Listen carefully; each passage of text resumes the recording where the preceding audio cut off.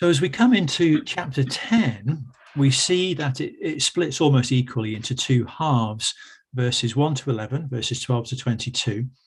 And we see also how that first half flows out of and flows on from chapter 9.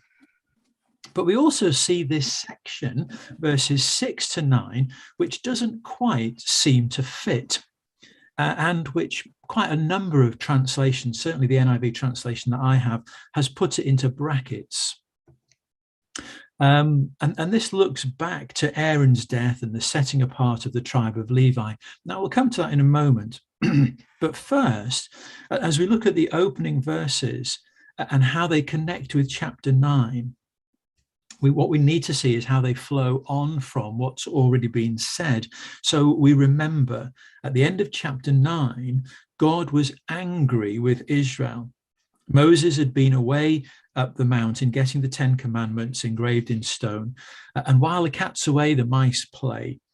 And the people convince Aaron that a golden calf would be a good idea. So Moses then comes down the mountain, smashes the stone tablets, and that smashing of those stone tablets was symbolic of the covenant being broken. And we see that God is happy to kill them and just to start all over again with Moses. And Moses says, no, just think what the other nations will say. And so God relents, prayer works, and Moses is told to chisel out 2 new tablets, pop back up the mountain, and to see the covenant renewed. This rewriting of the 10 Commandments the second time is God's renewal of the covenant. God relents, and we see his mercy, his grace, and his forgiveness displayed as he accepts this stiff-necked people. He keeps his promise. And that's what a covenant is. Often when we think about a promise, if someone says, I promise you, then often the language of promise is, I'll do this if you do that. I promise to do this. And so there's always often within promise there's a two-sided deal, as it were. But the covenant, a covenant, is different.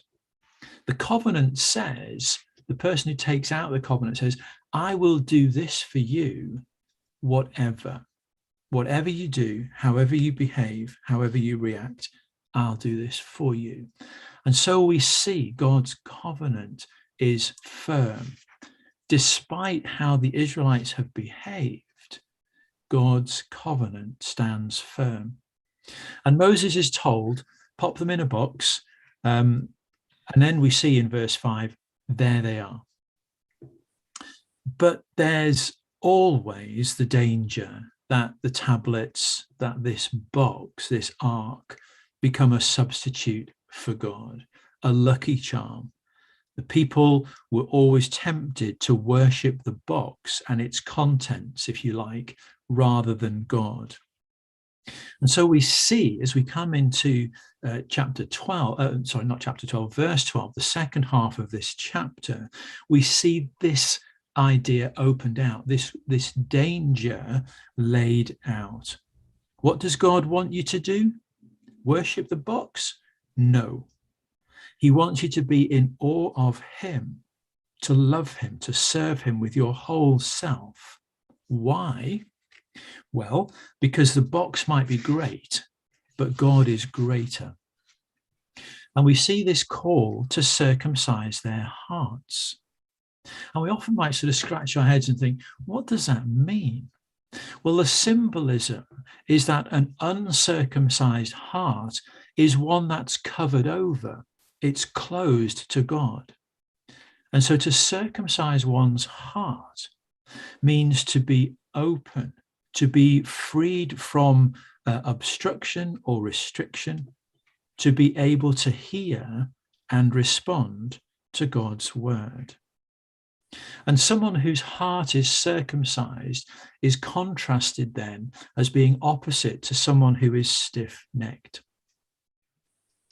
But then what about these verses in 6 to 9, stuck in the middle there in brackets? I don't know in your translation if they are, but often they're placed in brackets. What about these verses? Some commentators suggest that this might be a fragment from another account of Israel's history. The place names we see in Numbers chapter 33, the death of Aaron, we see in Numbers chapter 20. So it's an accurate record of history. The places match. The Levites were set apart in Exodus 32. But why is it there? We don't know, because it does sort of seem to be slightly out of kilter of the run of the whole chapter. But like I say, some commentators would suggest that it's a fragment that's inserted there. Why, we don't know. But I guess what we see, and what maybe Moses is doing, is reminding the Israelites that yes, they are called to be a kingdom of priests. We see something of a reminder of that in their attitude towards the alien, the orphan, and the widow.